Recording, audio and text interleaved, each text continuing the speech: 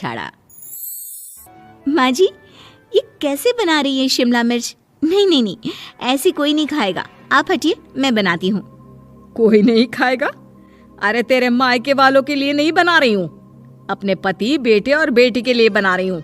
और वो लोग शिमला मिर्ची ऐसी ही पिछले कई सालों से खाते आ रहे हैं। बहू बहू हो ना, थोड़ा सोच समझ कर जबान खोला करो, समझी? माँ जी, फिर तो मैं यही कहूँगी कि आपको खाना बनाना आता ही नहीं। बहू शिमला मिर्च बना लेती है, लेकिन अपने अंदाज में। फिर खाने के टेबल पर, ये सब्जी क्या बहू ने बनाई है? आज बहुत अलग लग रही है। भाभी, रंग तो बड़ा अच्छा दिख रहा है सब्जी का। अरे नहीं नहीं, मुझे तो माँ के हाथ वाली खानी थी।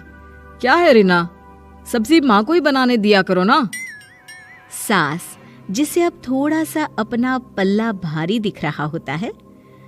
अरे अब बेटा मेरा जमाना आ गया। ये घर कभी मेरे नाम से चलता था, लेकिन अब लग रहा है कि मेरा होना ना होना एक ही बराबर है। बहू तो पूरे घर के साथ रसोई में भी राज करना चाहती है। माँ जी, आप ही ने तो कहा था शादी के वक्त कि रानी बनाकर रखेंगी मुझे।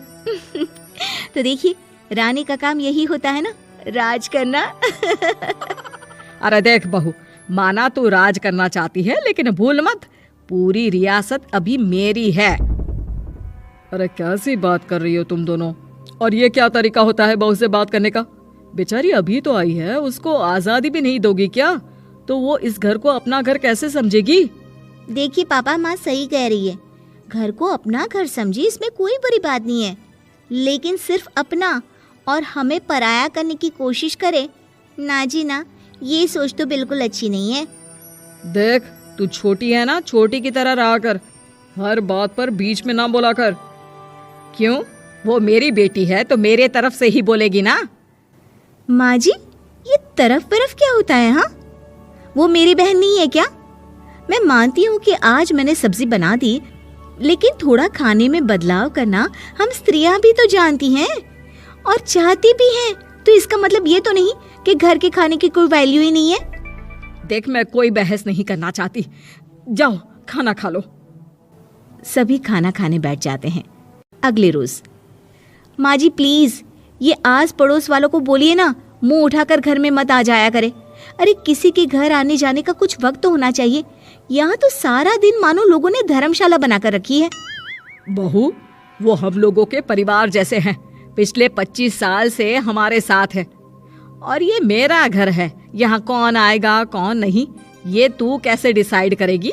और हाँ, तुझे अगर पसंद नहीं ना, तो अपने कमरे में चली जाया कर।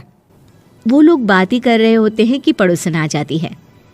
अरे बहन, हम लोगों ने जागरण रखा है माता का आज रात, सुबह का भंडारा भी, तो बहू रानी को लेकर आना। आना हाँ बिटिया? अच्छा चलती हूँ, और घरों में भी निमंत्रण देना है। अरे हाँ हाँ, हम जरूर आ जाएंगे। वैसे किस किस को बुला रही हूँ? वो तुम्हारी ननद और भाभी भी आ रहे हैं क्या? माँ, क्या आप इनके पूरे खानदान को जानती हैं? अरे भाभी ने ही तो मेरी ननद की शादी की पूरी तैयारियां कराई थी, और मेरे मायके में भी पापा की मौत के बाद वहाँ रहकर इन्होंने ही मुझे संभाला था। इतना तो कोई किसी के लिए नहीं करता। अच्छा, मैं ना फल दे जाऊंगी, काट देना भाभी, मैं दूसरे काम पूरे कर लूंगी। मेरी तो तबीयत खराब है माँ जी, आप ही काट देना सारे फल। मैं रात का खाना भिजवा दूंगी, परेशान ना होना। हाँ? अरे नहीं नहीं, हम लोग बना लेंगे, 4 लोगों का खाना तो बनाना है।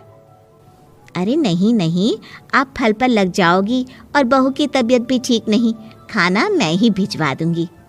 पड़ोसन चली जाती है और सास बहू की तरफ देखती है। देखा, जिसे तू धर्मशाला बोल रही थी, वो कितने अपने हैं। हाँ माँ जी, आप उनका काम कर रही हैं, उनके जागरण का प्रसाद तैयार कर रही हैं, तो वो क्या इतना भी नहीं करेंगे आपके लिए? ओहो, तुझसे बहस क्या करना बहू। तभी बहू की माँ आ जाती है। अरे बहन जी, बेटी से मिलने का मन किया तो बिना बताए ही आ गई, बुरा न मानना। ये मत समझना कि ये मेरा घर नहीं, कोई धर्मशाला है।